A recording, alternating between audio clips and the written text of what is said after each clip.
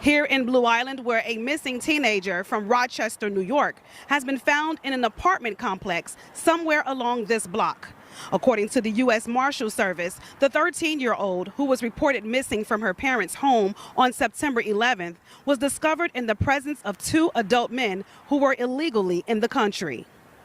With help from the National Center for Missing and Exploited Children, the U.S. Marshal Service was able to locate the young girl, who was found in the company of an 18-year-old male and his father. Majority of our calls are missing child case related. We deal a lot with child victimization, sexual victimization, and work to intake that information, make sure that it gets to the right hands. In a statement by the U.S. Marshal Service, on September 16th, the Rochester Police Department requested assistance from U.S. Marshals in the Western District of New York to find the missing girl.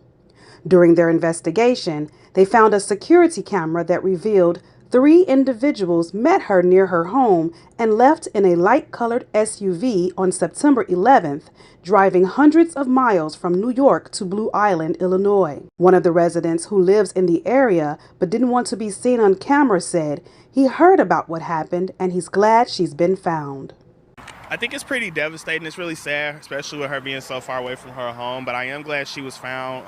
And you don't usually think something like that would happen in this kind of neighborhood. But I'm just happy that she was found and she's safe and able to get back to her family. We assist with around 30,000 missing child cases per year. About 92% of those are recovered each year. I'm glad that the case has been solved because I live in Blue Island for a long time, and I don't want anything terrible happening in Blue Island. Assuming a call like this can only be described as a loved one's worst nightmare, the Vice President of the National Center for Missing and Exploited Children provides tips on how parents can be more vigilant to help reduce the risk of an abduction happening to their child. There's absolutely no waiting time to report your child is missing. Once you realize that your child is not where they're supposed to be, the first call should be to law enforcement.